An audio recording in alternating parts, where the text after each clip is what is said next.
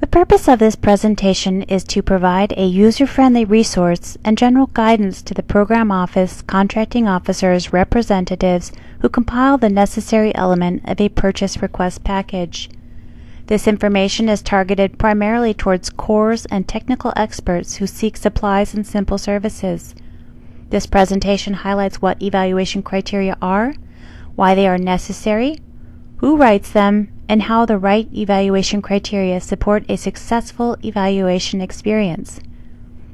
Before we identify how to establish evaluation criteria, let's first briefly review who the players are and what their responsibilities are in this process. The contracting officer is the sole designated government representative to industry whose independent decisions can bind the government. The CO also serves as the business advisor to the program offices through the core. The CO reviews, edits, and makes suggestions to evaluation criteria drafter for government business sense and completeness. The core has a few delegated contractual duties designated in writing by the CO. The core should be the program's project manager or representative who is monitoring the work to be completed in the contract.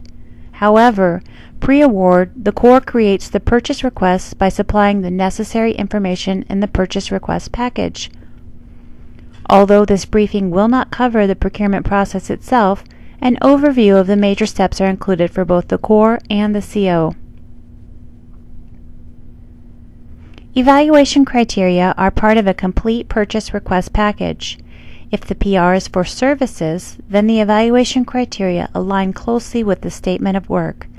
For instance, the SOW states precisely what supplies or services the government is requesting. The technical evaluation factors clearly state the particulars which will be used in evaluating the quotes. If the PR is for supplies, the evaluation criteria are usually based upon pass or fail of minimum technical standards.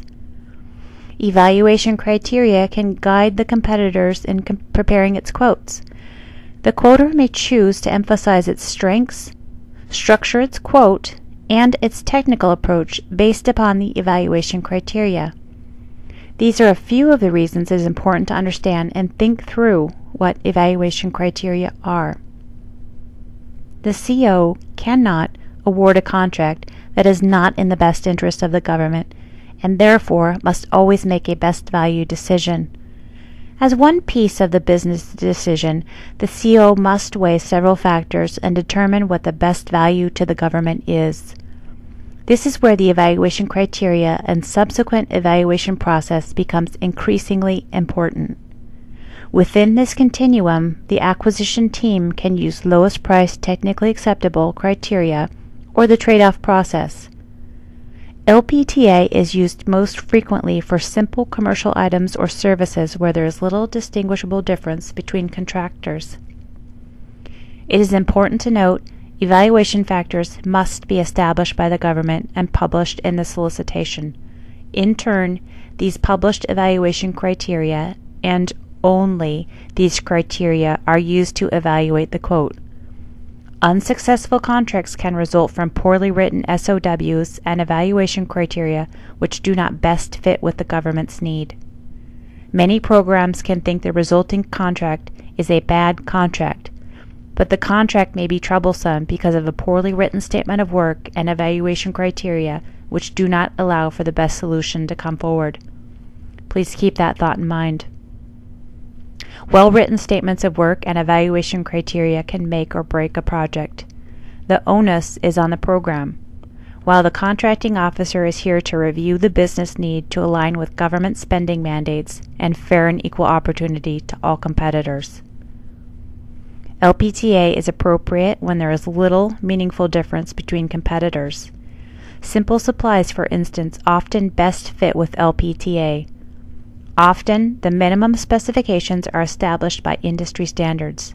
For instance, if the government wanted to procure 350 6-ounce single-serving cartons of fruit juice, the government would not need to define the criterion which makes the juice acceptable to be sold to the public.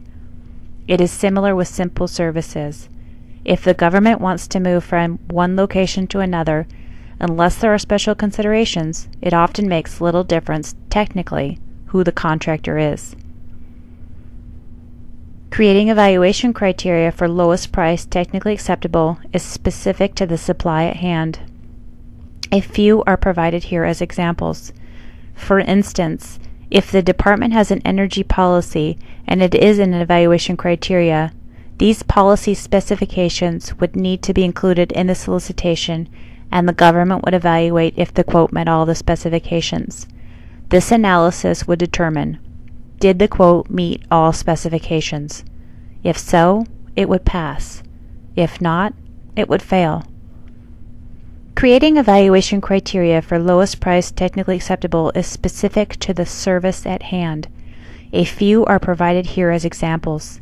For instance, if a government employee requires continuing education training, the evaluation criteria may be the training adheres to the continuing education accreditation of that particular profession. The specifications would have to be included in the solicitation, and the government would evaluate if the quote met all the specifications. This analysis would determine, did the quote meet all the specifications? If so, it would pass. If not, it would fail.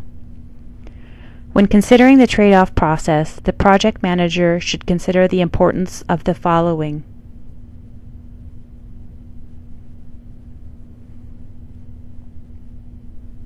The trade-off process is for more complex needs in which there are several competitive outcomes for the work requirement. If the government has no need to specify how the work is to be accomplished, then it is required to define the work using a performance-based outcome. In short, this means the government defines its need and the quoter provides a proposed solution. The government will evaluate the quoter-provided solution in comparison to the SOW and evaluation criteria. So it is imperative the government project manager or CORE has thought through the project to define the evaluation criteria appropriately. Evaluation criteria should be minimal and only focus on those distinguishing criteria which market research and project management knowledge have identified as relevant to this purchase request. Let's go through some examples. Looking at an IT support services requirement as an example, the CORE may know from experience the work the government described in the statement of work requires an IT specialist with a degree in information management or related. The CORE also knows the skill set can vary among IT specialists and knows that a particular certification is required to work on the government system.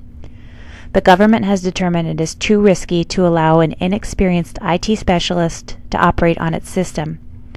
While this should first be considered as lowest price technically acceptable, based upon specified degree and certification, the CORE rules this out because in this instance the CORE has identified through market research that contractors can provide a variety of specialists who may have other qualifications which would make them more suitable for this requirement. Furthermore, this government need can be solved with multiple outcomes and the government could benefit from a competitive approach. The CORE suggests to the CO personnel qualifications is important to the program office with this need. Including this evaluation criteria is a two-step process. The CO will include the instructions in the solicitation. The quoter shall describe their staffing approach and qualifications for personnel including any specialized experience. This is what the government wants in the quote. Part 2, or the evaluation criteria, is how the government will evaluate the quote. Looking at a management support services requirement, the project manager may determine that although many contractors can provide these services, market research and historical risk have indicated technical approach is a key to a satisfactory performance. In preparing the purchase request package, the CORE recommends to the CO that technical approach should be one of its evaluation criteria. Again, this is a two-step process.